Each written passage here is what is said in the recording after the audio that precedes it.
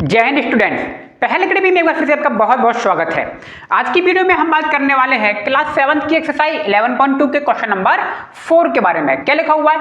Express each of the following as a product of prime factor only in exponential form. देखिए, कुछ आपको product दिए हुए हैं और इनके आपको प्राइम फैक्टर निकालना है और एक्सपोनेंशियल फॉर्म या पावर की फॉर्म में लिखना है। यानी कि प्राइम फैक्टर निकालने के बाद हम क्या करेंगे, उन्हें पावर की फॉर्म में लिखेंगे।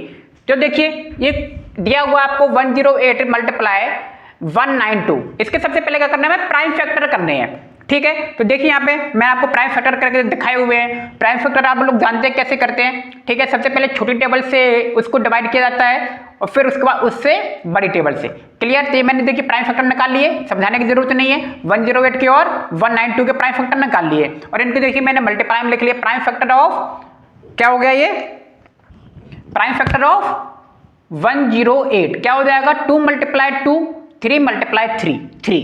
क्लियर? प्राइम फैक्टर ऑफ 192 का क्या होगा, 2 2 2 2 2 और 3 यानी कि 6/2 है। ये मैंने प्राइम फैक्टर निकाल लिए, आप चेक कर लेना। Clear? Now 108 multiply 192 equal to क्या होगा, मैंने इनके प्राइम फैक्टर को मल्टीप्लाई में लिख दिया है। ठीक है, आप देख रहे होंगे प्राइम फैक्टर को मैंने किस में लिख दिया, मल्टीप्लाई में लिख दिया है। अब देखिए उनको पावर की फॉर्म में लिखना है ना, एक्सपोनेंशियल फॉर्म में हमें लिखना है ना।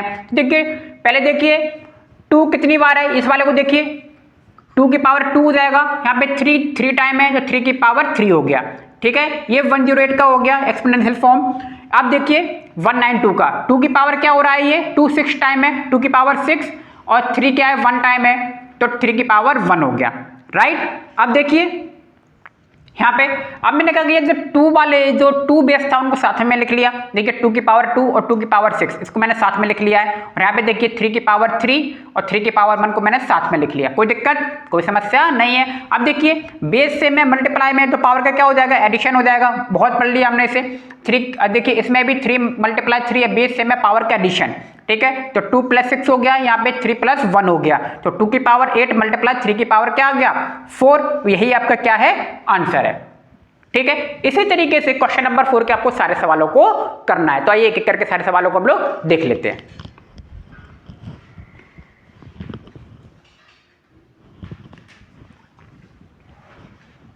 देखिए सेकंड क्वेश्चन क्या लिखा हुआ है, 270 को एक्सपोनेंशियल फॉर्म में लिखना है। तो सबसे पहले इसके मैंने क्या निकाल लिए, प्राइम फैक्टर निकाल लिए।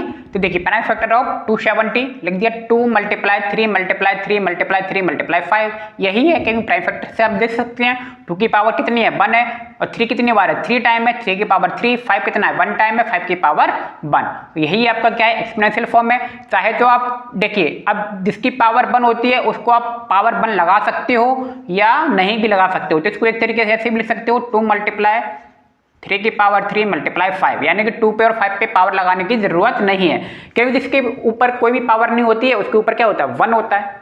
ठीक, ऐसे इसका फोर्थ वाला देखिए 768 लिखा हुआ है, इसके मैंने प्राइम फैक्टर निकाल लिया। आप देख सकते हो यहाँ पे मैंने काटा हुआ है सभी को प्राइम फैक्टर निकाल के। तो देखिए प्राइम फैक्टर ऑफ 768 जो 2 आया है, देखिए ये आपका 8 टाइम पे है और 3 आया है 1 टाइम, तो 2 की पावर 8 मल्टीप्लाई 3 की पावर 1।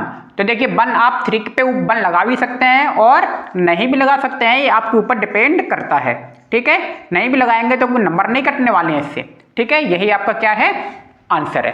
राइट? आइए इसके अब थर्ड नंबर को देखें।